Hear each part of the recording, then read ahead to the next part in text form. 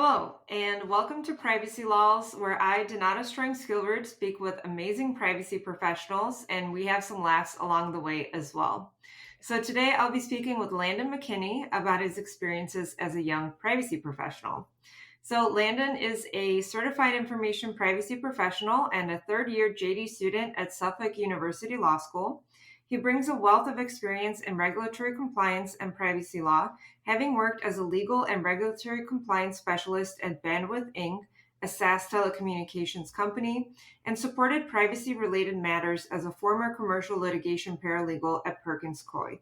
Additionally, Landon worked as a law clerk with Mullen Coughlin's cyber incident response team and as a corporate legal intern at Vertex Pharmaceuticals. So, Landon, thank you so much for joining me today. Well, thank you. Thank you so much, Donata. I'm very happy to be here today. Thank you. Awesome. So, when did you first become interested in working in privacy? So my interest in privacy was kind of a long journey, I will say, but it really took off when I worked as a commercial litigation paralegal at Perkins Coie in their DC office. In this role, it kind of exposed me to a lot of the intricacies of privacy law, and so where I was able to assist clients with the compliance of Equal Communications Act as well as the GDPR. That's awesome. So, when you were a kid, your parents didn't read your diary? No, thank goodness they did not, but they were convinced I would be an attorney one day, and so that played into the part of me trying to fight that. So I was hell bent on being something else. Nice. Yeah, I think for a lot of privacy lawyers, we kind of end up stumbling into this by accident. But we have had, privacy experiences when we were younger. Like for me, I was part of the Target data breach, and that was kind of my first experience with this. And, then kind of moving through law school, I didn't know what I wanted to do. And, then it just kind of fell into my lap. I just stumbled into it. So. Right, exactly. Yeah, and I did try to fight the whole going to law school thing, but after working as a paralegal, I was like, this is just kind of I feel like destined. So that's what brought me to law Yeah. school. So in terms of, working in privacy, what interests you the most about working in this field?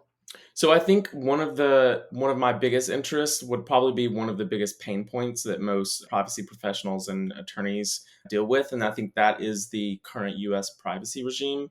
I think I've been really attracted to the fact that it is such a patchwork and that it is continuously growing and kind of working itself out.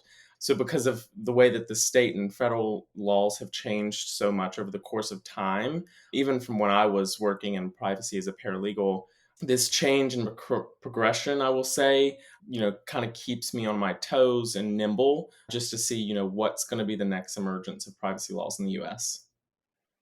Yeah, there's a lot to keep track of, I think, in terms of the laws themselves, then you have the bills, and you have the enforcement actions, then you have different entities talking about different things, and you have Yeah. new and emerging technologies.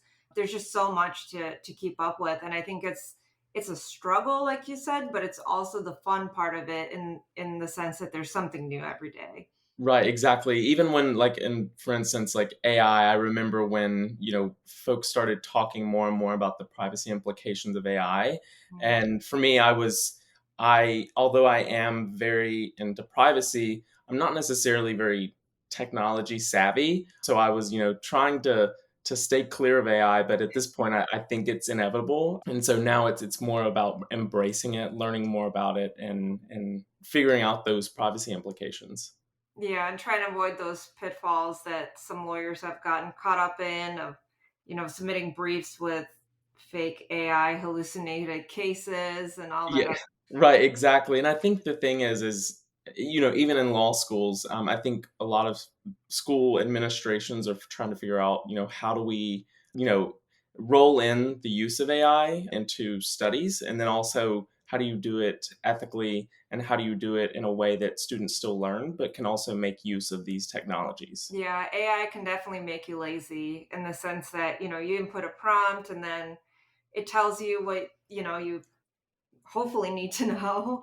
Right. And then you don't critically think about that information that's presented to you, or how you would get that information without the AI or even without the internet.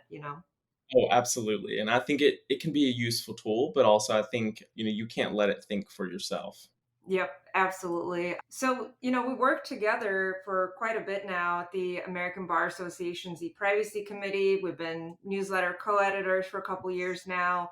And through working with law students for multiple years, I think you're the most hardworking and impressive law student that I've met so far. And I want to talk to you about some of your experiences because I think there's some great lessons there for other law students who may be interested in privacy or even other attorneys as well. And right now you're in your third year at Suffolk Law School. Does your law school offer any courses in privacy at all? Yes. So currently Suffolk does. So I go to Suffolk University Law School, and Suffolk offers one privacy course, and it touches on the various requirements for protecting privacy for PII and providing security of data in business activities. But it also kind of focuses on healthcare, life sciences, and biotechnology.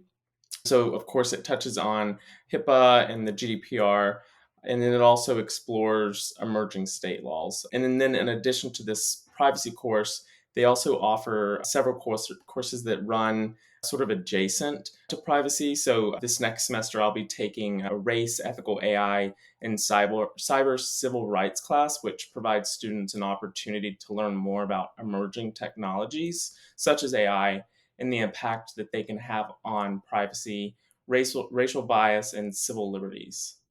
That's really interesting. When I was in law school, there were no courses in this. And then I actually looked this up. So back in the day, you had like LLM options, which I think you still have now.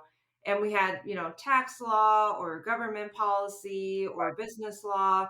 And it's interesting because, preparing for this podcast, I went back to my law school's website and there's no LLM concentration or anything like that in privacy, which I think is a big miss because I think so many students are interested in this and so many lawyers are interested in this as Right. well. And I wasn't able to find any privacy courses either. And I'm like, I should reach out to them and be like, hey, you should think about this. But I don't want to create more work for myself. Right. um, do you think that, like, have you seen other law schools offer courses in privacy or other students who are interested in these types of courses? Yeah, and I think the interest is there from students. And from what I've seen, other law schools are starting to follow this trend of incorporating more privacy courses in their curriculum. But I do think that we have a long way to go because privacy is, I think, traditionally not treated as like a standalone concentration or specialty in most law schools, which I think it could be. So, for instance, the IPP released the report on privacy curriculum in US law schools, which highlighted 30 of the 43 responding schools reported offering dedicated privacy courses. But the report also noted that only 3 of the respondents reported to having advanced or secondary courses for privacy. So while I do think that law schools are making a lot of progress in offering more classes that do deal with privacy, I think there is an opportunity to be able to provide students with more advanced courses that would, one, give them practical experience, but also to, expose them to the intricacies of what it would be like to work in privacy. Yeah, and back in the day, we had in my law school, we had a business clinic and we had a veterans clinic. I think it'd Mhm. be really interesting to see a privacy clinic. Right, exactly. I think there is a need there, especially, I would say even here in Boston where I am, that there's a lot of healthcare or biotech startups, and I think that there is a need for these types of clinics in this area, and I would not even argue that it would be probably even outside of Boston as well. These sort of clinics can serve those clients, and I think there would be a plethora of work. Yeah, I think it would be, it'd be interesting to see courses in privacy, but also thinking from like a teacher's perspective, it'd probably be hard to create one just because of how quickly things are changing. Once you create your course curriculum before the semester starts, you have to add new laws and new stuff in there, right? Yeah, exactly. I think it would be a pain point, but I think students would be interested and be able to be a little bit more flexible. As for me, I think it makes it more exciting. While professors might have a difficult time, printing out a syllabus that's probably neat and nice, I think it'll keep students on their toes and honestly, like more interested in knowing, well, what is today's new development? I think so too. Back in the day in property law, you had cases from 1850 or whatever. Yeah. And it's just like, how much of this stuff really still happens today? Yeah. A couple days ago, you had this enforcement action, and here's what it means. I think it'd be a lot more interesting, especially since it applies to everyone, right? Not all of us have a pool or a house, but all of us, are using the internet. Right, exactly. And I think, yeah, like you said, like, in property, we learn, the case that what actually is possession, with the Fox case. But for privacy, I do think that we do have that sort of history, as we slowly have learned, what is privacy. But as you know, like now, I think these new developments can constantly keep students engaged. Absolutely. So, speaking of people being engaged, so in your law school, you founded the Data Privacy and Cybersecurity Law Association. So, can you tell us a bit more about why you founded this and how you did this? I've never seen anything like that in a law school. Yeah. I think it's really cool.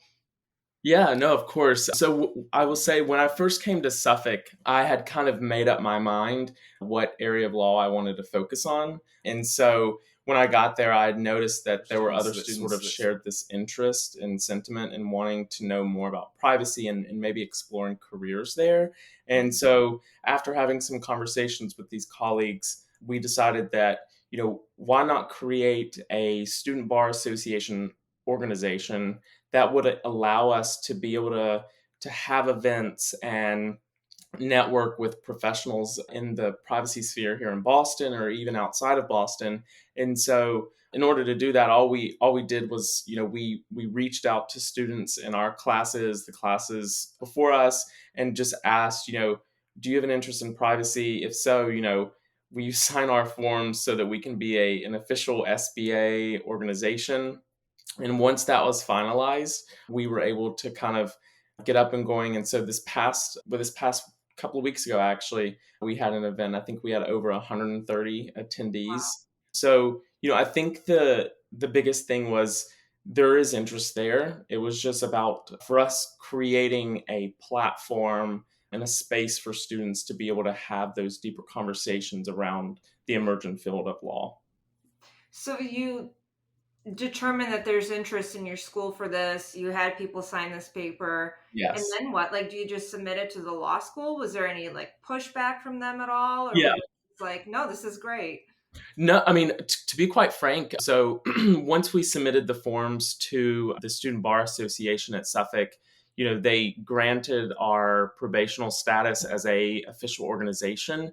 And then we were at our first orientation fair the following semester, and our dean of our law school actually came up and said, this is fantastic. We are actually loving to see this. And Dean Perlman is a huge character in the privacy space and AI space. And so to kind of get his blessing was really, I would say, gratifying for our club, but also kind of a boost for kind of where we wanted to go next.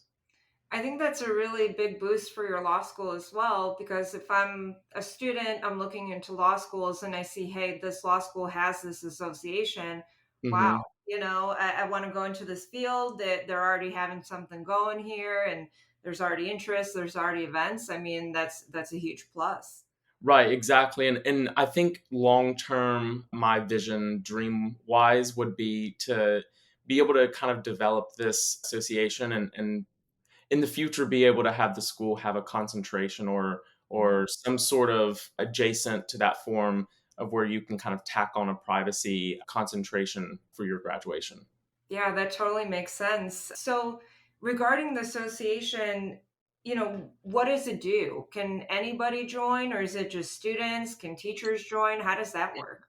Right, yeah, and so membership is not necessarily restricted. We aim to serve as a platform for law students to learn more about employment opportunities in the privacy field, and especially including JD Advantage roles. Mhm. And so ideally the association hosts a variety of in-person and virtual events to sort of explore the current trends and developments in the privacy field as well as cybersecurity, and then kind of touches on the intersections of other areas such as AI And so by doing that, what we do is usually feature expert speakers, alumni. We do panel discussions as well as workshops. And so like I said, the association is open to all Suffolk Law students, but we're always looking for privacy professionals to serve as speakers. And we're also launching this year our mentorship program. And so we're looking for professionals that may be willing to serve as mentors to students. That's really cool. I really like that. I think mentorship is really important. I didn't have much of that in law school because my law school just wasn't set up that way. And Right. through working with law students, I have found it to be very helpful, both for the lawyer and the student as well. So, yeah, if we have any privacy pros listening who want to serve as mentors or want to speak, make sure to reach out to Landon here. Yes, thank you. So, in addition to your law school, you also obtained the Certified Information Privacy Professional designation. Can Yes. you tell us a bit more about why you decided to obtain the certification and what this process looked like? Yes, of course. So I obtained my SIP-E certification last October. When I decided to do so, I based my decision solely on the idea that the certification was sort of my necessary step in making sure that my knowledge and skills reflect that I'm interested in privacy, but also dedicated to the privacy field. And so I ended up landing on the SIP-E because I do have a keen interest in the legal market there. And I feel as though the GDPR really encapsulates the end goal of future US privacy regimes. So it sort of felt like a really good foundation to start at. It also, the reason I did not wait until after law school, which some folks are like, wow, you did it during your semester. And I'm like, yes, I did. But I decided to do that because I was still sort of in the school study mindset. And so I just ended up treating it as an additional like final or exam um, for school. And so I studied for about 3 weeks using the IPP's book and as well as a couple of other resources that I had found through sort of scrounging around online. And I'm happy to also share if anyone is interested or needs more information about what those external resources were. I'm happy to share offline about that as well. Yeah, I think the SIP designation, I would say like 9 out of 10, if not 10 out of 10 privacy jobs require that or strongly encourage having that. Right. So it's become pretty much a requirement for anybody that wants to have a privacy job. And I really like the fact that you did it during law school. I did it after because I didn't know that I wanted to be a privacy attorney Right. during school. And it was kind of difficult to get back into the studying mode and, making the flashcards and watching the videos and reading the books and stuff. It was definitely kind of a shift from working as a practicing lawyer to having to study again. It was Yeah, kind of hard. yeah. No, exactly. It was, and I think, I had to really think out of the box as far as studying for this one too, because, you know, while you are busy and have other things going on, like you do have to fit that into your schedule. And so one other thing that I did was while I was working out, I would listen to a podcast that was solely just repeating the different parts of the GDPR. And I actually ended up finding that very useful. It helped me sort of memorize and also kind of pack Yeah. that in my brain. Man, that sounds terrible. Yeah, yeah. It was not certainly yeah, no, it was not fun per se, but it helped. Yeah, that's a whole new level of dedication. I mean, I can't listen to any podcast while working out because my brain just like, I don't know, I can't listen to it, but that's awesome Mhm. that you did that. Thank you. So, apart from all of that, you also have some real life experience too, working as a law clerk, legal intern, compliance specialist. Can you tell us a bit more about these jobs and what experience you got from them? Yeah, of course. So I have been fortunate to be able to serve in several different roles that allowed me to explore different areas of the legal field, particularly in privacy and compliance. So currently, I am a law clerk at Mullen Coughlin, and I serve on their incident response team as a law clerk, just helping with ongoing incidents and conducting legal research. And as we spoke, the laws are constantly changing, so do the breach notification law. And so that keeps me on my toes. And so I help with the attorneys on their analysis for the different regulations and case precedents to support their legal strategies and compliance efforts for the clients. Before this, I did serve as a legal intern at Sophia Genetics, and there I supported their commercial contracts team. So I was involved in managing their contracts end to end for all of their US and also any international contracts that came in.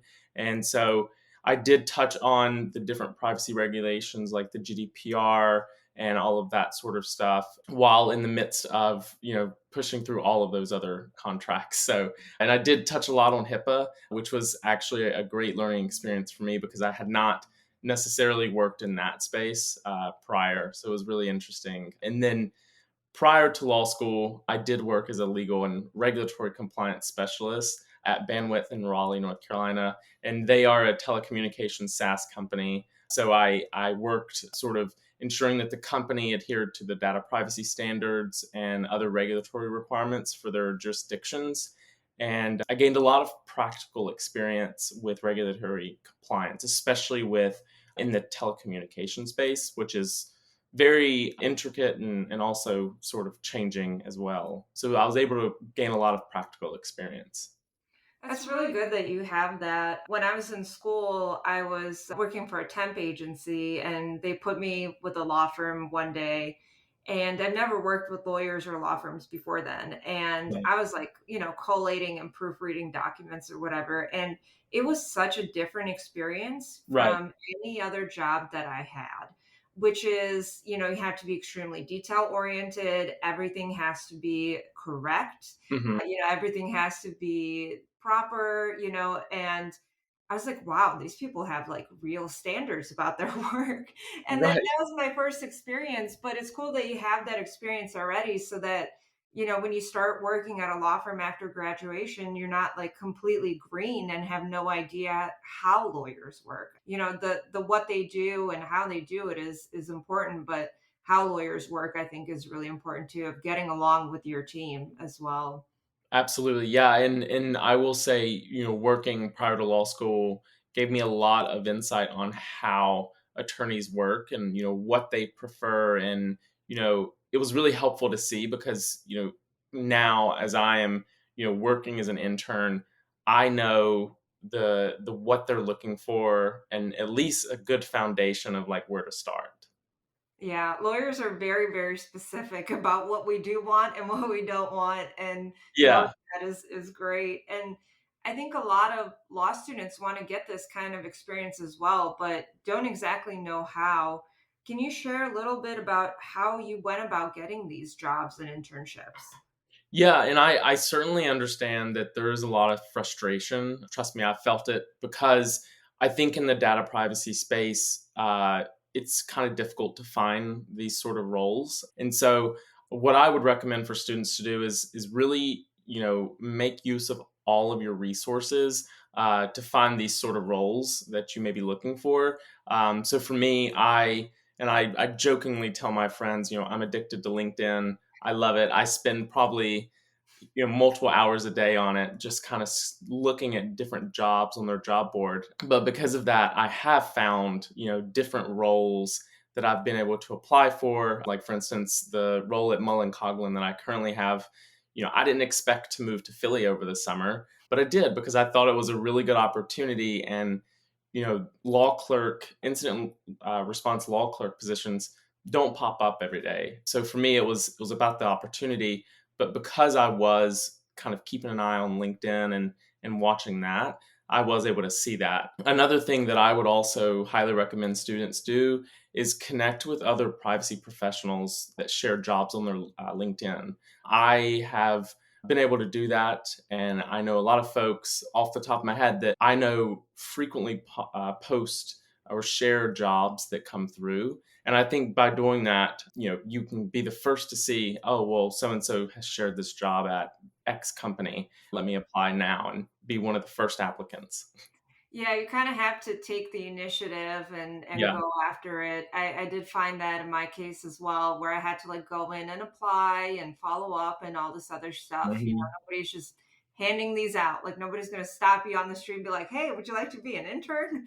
Right, exactly, exactly. Yeah, You do have to there is a lot of you do have to pursue it in a way that is obviously diligent, but also respectful, because I yeah, know as attorneys, I'm very cognizant of the fact that I know every attorney that I have connected with in the privacy space has a million other things going on, and I just try to be very cognizant of the fact that their job is half their life. And so I think that's also something students need to consider, is yeah. just like, if someone doesn't follow up, give them some time, and then also give them some grace as well. Yeah, absolutely. So, in addition to all these other things, we've been working at the ABA for a while together, like we talked about earlier.